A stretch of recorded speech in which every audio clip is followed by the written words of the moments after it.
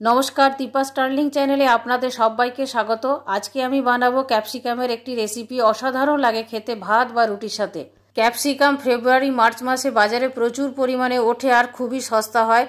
सहजेই बानिয়ে নিতে পারেন বাড়িতে। এই রেসিপিটা দেখে নেওয়া যাক এই রেসিপি বানানোর ভিডিওটা। ক্যাপসিকামের এই রেসিপিটা বানাবার জন্য একটা পেস্ট বানিয়ে নেব। দেব 7-8টা রসুনের কোয়া, দুটো কাঁচা লঙ্কার টুকরো, 1 ইঞ্চি আদা আর দুটো মিডিয়াম সাইজের টমেটো। পেস্টটা বানিয়ে নেব। আমি এখানে দুটো মিডিয়াম সাইজের পেঁয়াজ আর দুটো বড় সাইজের ক্যাপসিকাম বড় বড় করে টুকরো করে নিয়েছি। এখন ভেজে নেব। কড়াইয়ের মধ্যে দেব 1.5 টেবিল চামচ সাদা তেল। এই রেসিপিটা আমি সাদা তেল দিয়ে বানাবো। তেল গরম হয়ে গেছে, পেঁয়াজ আর ক্যাপসিকাম এর মধ্যে দিয়ে দেব। পেঁয়াজ আর ক্যাপসিকামটা হালকা একটু ভাজবো, খুব বেশি ভাজবো না। বেশিক্ষণ ধরে ভাজলে পেঁয়াজ আর ক্যাপসিকামের ক্রাঞ্চিনেসটা চলে যাবে। 2 মিনিটের মতো হালকা একটু ভেজে নিলাম। এতে গ্রিন ভাবটা থাকবে, বেশিক্ষণ ভাজলে গ্রিনটা আর থাকবে না। এবারে আমি তুলে নেব। এখন গ্রেভিটা বানাবো, সেই জন্য কড়াইয়ের মধ্যে দেব তেল। তেলটা আপনারা যে যেরকম খেতে পছন্দ করেন সেই অনুযায়ী দেবেন। ফোড়নে দেব একটা তেজপাতা 2 টুকরো করে, 1 ছোট চামচ গোটা জিরে, 1 টুকরো দারচিনি আর দেব একটা বড় এলাচ ভেঙে। ফোড়নটা কয়েক সেকেন্ড ভেজে নেব। ফোড়নের থেকে খুব সুন্দর গন্ধ বেরিয়েছে। এখন এর মধ্যে দিয়ে দেব পেঁয়াজ কুচনো। আমি এখানে একটা বড় সাইজের পেঁয়াজ ছোট ছোট করে কুচিয়ে রেখেছি। পেঁয়াজটা লাইট ব্রাউন কালার করে ভেজে নেব। পেঁয়াজটা ভাজা হয়ে গেছে, লাইট ব্রাউন কালার দেখুন হয়ে গেছে। এবারে এর মধ্যে আদা রসুন টমেটোর পেস্টটা দিয়ে দেব। পেস্টটা ভালো করে কষিয়ে নেব। পেস্টটা কষানো হয়ে গেছে। এবারে এর মধ্যে অন্যান্য মশলা দিয়ে দেব।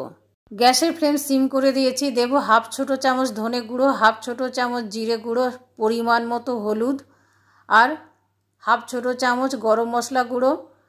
1/2 ছোট চামচের থেকে একটু বেশি দিলাম কাশ্মীরি লঙ্কার গুঁড়ো।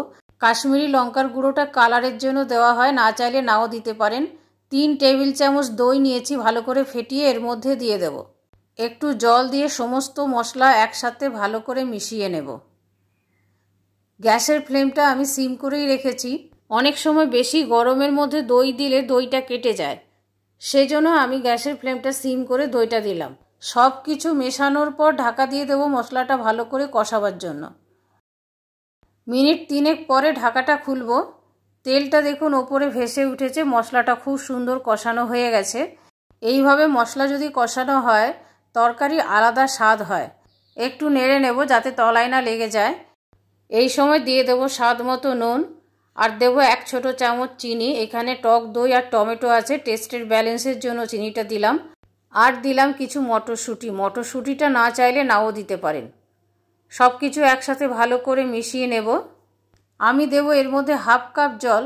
আপনারা চাইলে জলটা নাও দিতে পারেন। বেশি মশলা মশলা পছন্দ করলে জলটা দেবেন না। জলটা দেওয়ার পর ভালো করে মিশিয়ে নেব। গ্রেভিটা ফুটে উঠেছে। এর মধ্যে ভেজে রাখা ক্যাপসিকাম আর পেঁয়াজ দিয়ে ভালো করে মিশিয়ে নেব। গ্যাসের ফ্লেম সিম করাই আছে, ঢাকা দিয়ে দেব ভালো করে রান্না হওয়ার জন্য। এই রেসিপিটা হাই ফ্লেমে করবার বেশি প্রয়োজন হয় না। 5 মিনিট পরে ঢাকাটা খুলব। ক্যাপসিকামগুলো দেখেই মনে হচ্ছে যে এর মধ্যে ক্রাঞ্চিনেসটা এখনও রয়েছে, বেশি সেদ্ধ হয়নি। বেশি সেদ্ধ হলে ক্যাপসিকাম খেতে ভালো লাগে না। ক্যাপসিকামের খুব সুন্দর একটা গন্ধ আছে। তবে আপনারা যদি চান ভালো করে সেদ্ধ করে নিতেও পারেন। এবারে আমি গ্যাসের ফ্লেম অফ করে দেব। রান্নাটা হয়ে গেল। আপনারা এই রেসিপিটা ভাত বা রুটির সাথে সার্ভ করতে পারেন। ক্যাপসিকাম এমনিতেই খুব উপকারী একটা সবজি। এখন আমি ক্যাপসিকামের এই তরকারিটার প্লেটিং করে নেব। আমার এই ক্যাপসিকামের রেসিপিটা আপনাদের কেমন লাগলো কমেন্ট করে কমেন্ট বক্সে জানাবেন। ভালো লাগলে প্লিজ একটা লাইক করে দেবেন, শেয়ার করবেন আর সাবস্ক্রাইব করে বেল আইকনটা টিপে দেবেন পরবর্তী নোটিফিকেশনের জন্য।